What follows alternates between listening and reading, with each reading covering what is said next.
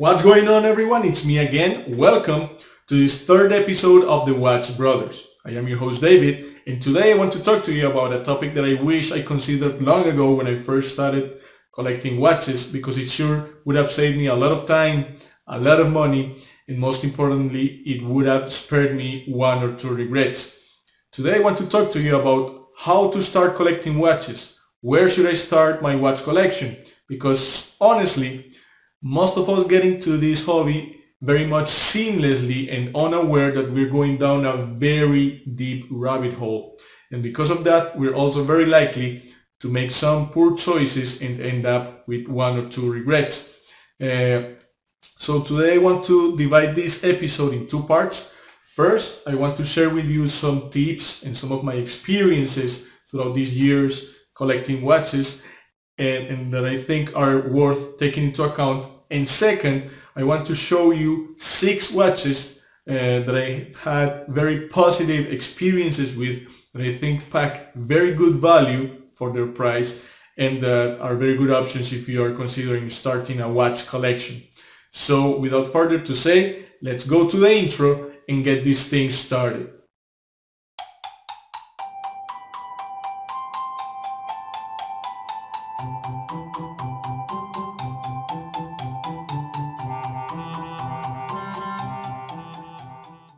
Alright then, first and foremost, if you are considering starting a watch collection, the first piece of advice that I want to give you is don't. Don't do it, alright? It's a very addictive hobby, it's also very expensive, and it will also take a substantial amount of your time. So yeah, that's the first thing, don't do it, just don't.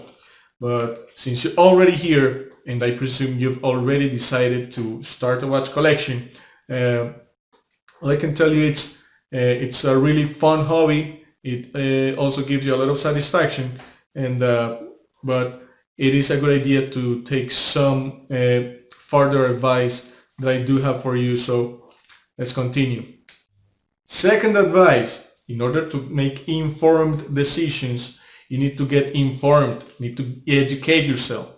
Go online. Go to different forums. Look for reviews. Read about history of horology. Read about the history of the companies you're initially interested in, because that way you can find out whether these companies are known for being innovative, for offering quality products, or instead they are just companies that offer poor value in their products and are more known for having a fancy name on their dials and nothing else. Third, take it easy. Start slowly and with very careful investments. Yes? Take your time to discover what you really like and what suits your lifestyle better. Because if you start buying watches just for the sake of it, you'll end up with a very big collection of watches that don't really represent you and that don't really suit your lifestyle. My fourth advice is to plan. Actually, make a list of the things that you do want to buy and stick to that list. Don't get carried away by the temptation of instant gratification or think that you need to buy everything that's on sale, because again, you'll end up with a collection of watches that don't really represent you, and most importantly, you'll be expending important resources on things that you didn't really want. Yes, so it's a good idea to have a plan. My fifth advice is to enjoy the hunt. Take your time, go to all the different websites, compare prices, participate in different auctions on eBay. If you can, go to different pawn stores. It is important to understand that a very important part of the enjoyment of this hobby is to look for the things that you really want and find them at the right price. And when you do, pull the trigger and the satisfaction will be much better. My sixth advice is to share it. Yes, share your hobby with other people. Try to find people near you that also enjoys watches, because this way you will have people with which you can share information, share your opinions, trade watches if you can, and as in any other hobby, it is a lot more enjoyable if you had friends. My seventh advice would be to respect. Try to be respectful and show empathy for others. Of course, you can give your opinion in a respectful and constructive way, but also try not to be a snob. Yes, try to respect others' possibilities and tastes. Also remember that when it comes to taste, there's nothing chiseled on stone, and your opinion is nothing but that, an opinion. My eighth advice would be to always buy watches for yourself. Unless you're planning to start trading watches for a living, it is a very bad idea to buy watches having in mind their resale value or whether they are popular or not. Yes, always try to buy things for yourself, enjoy them as you can, and of course it is very likely that eventually you'll end up flipping them because you want to have more resources to buy new things, but it is very important for you to be able to enjoy them because you like them and not because other people think are popular or because you think they have a good resale value. My ninth advice would be to avoid fanaticism. As in any other hobby, fanaticism usually ruins things because they keep you from having an open mind, from enjoying new things, and especially from having better discussions and conversations with better arguments. My 10th and probably most important advice of them all is to never, and I mean never, go in debt for buying a new watch. It is important for us to understand that this is nothing but a hobby and that responsibility should always be our priority. If you're really looking forward to buy a new and expensive watch, make a long-term plan, save, look for the best deals in which you can actually afford it, buy it, and it's going to be a lot more satisfactory and regret-free. Alright, having shared with you those 10 tips and advices for those who are considering starting a watch collection, I want to show you 6 watches that I think pack enormous value for their price. These watches are very different from one another. I think you're bound to find something you like here, depending on your lifestyle and your expectations. And but all of these watches pack a lot of value, and I think are very good options if you're considering starting a watch collection. So without further to say, let's flip the camera and see what I have to show you guys today. Alright, before we go any further, today I'm wearing my Hamilton Khaki Field Mechanical, the quintessential field watch if you ask me. This watch has been present in different very important and historic wars, including Vietnam, as the standard issue US military watch. I'll have you know that I really enjoy field watches, not only because of their minimal and functional aesthetic, but also because of their historic significance. So yeah, if you actually take a look at our collage, in the back you can find several different watches belonging to that same Hamilton Khaki Field line. Alright then, so let's start left to right. Here's my Orient Bambino Generation 2 version 2. This is an automatic dress watch. This is an automatic movement with hacking and hand winding. At least this generation. I think generation 1 does not have hacking and hand winding, but this one does. This is a very classic dress watch for those who might want to have a dressier option for special occasions, or if they have a 9-to-5 job or something like that. I think it's an excellent choice. This watch can be found in Amazon at around $126, $130, and in Jumbo Shop a little cheaper, around $117, $120. So this is my first choice for those who want a dress watch.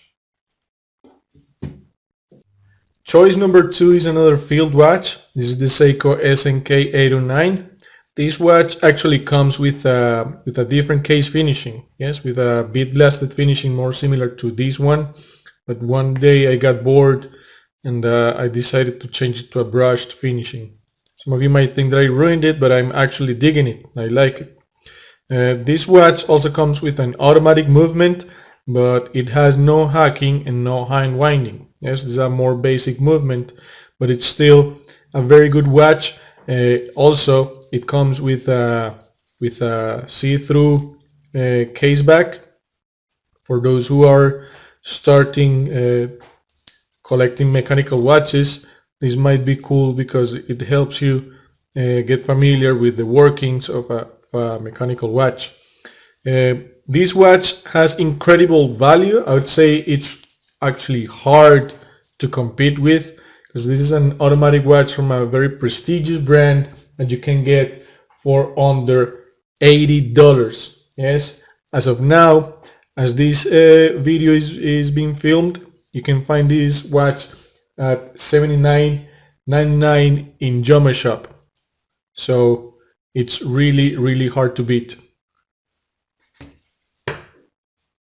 The third choice is a digital watch. This is the Casio Royale. It's a watch that is very well appreciated by the watch enthusiast community because it packs incredible value. Actually, if you're looking for a digital watch, I think you can hardly find better value for money outside of this brand, of course, and especially in this watch. In here it's on a pilot strap that I've actually had to cut and adjust to this very odd lug width.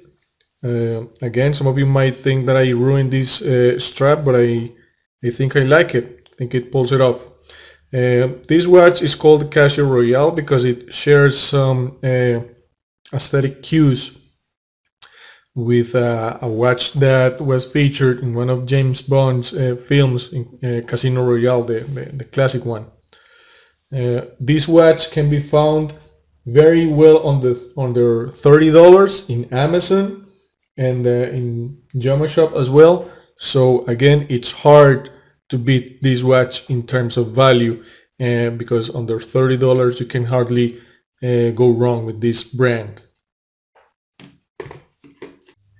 My fourth suggestion is a Vostok Amphibia. Yes, this is a mechanical dive watch made in Russia. These watches are extremely popular amongst the watch collecting community. And although this is a vintage version, you can find them more modern versions very well under $100. You can find them right now in Joma Shop at around $85. Yes, these watches also come in an overwhelming variety. You are bound to find something you like because there's basically one design for every person out there. And if you really want to go to the source, you can go to Vostok's official site, which is called Meronum. I'm gonna leave the link in the description below as well, so you can go and check it out. And if you're like me and you enjoy vintage watches, I think the best and the cheapest option that you can find is Orient. Here you can find an Orient 3-star. This watch, I've actually found it and bought it in very poor conditions and invested a little bit more money on it so I can bring it back from debt. These watches, although this one here is a very old model, you can find modern versions of it in Joma Shop or in Amazon very well under $60, which is ridiculous for a mechanical watch from a respected brand such as Orient. Or here I have another Orient. It's known as the King Diver. This one actually needs repairing because my daughter dropped it, and for some reason the day wheel won't turn anymore. But these watches can be found on eBay all day, every day, under $100 or more, depending on their condition. I bought this at a very affordable price, and I really like it. It has an inner bezel that you can rotate from this crown at 4 o'clock, and it makes a really nice vintage piece. Alright everyone, I think that's it for today. Leave in the comments below any additional tip or advice you have for those who are considering starting a watch collection. Also tell me what you think about the watches I just showed you. Which one do you think is the best option to start your watch collection? Which one do you think is not a good option to start a watch collection? And what additional watches do you think should have been included in this episode? Also don't forget to like this video, share it with your friends, and subscribe if you haven't done it yet. I just want to thank you again for joining me, and I hope I can see you soon. Bye bye.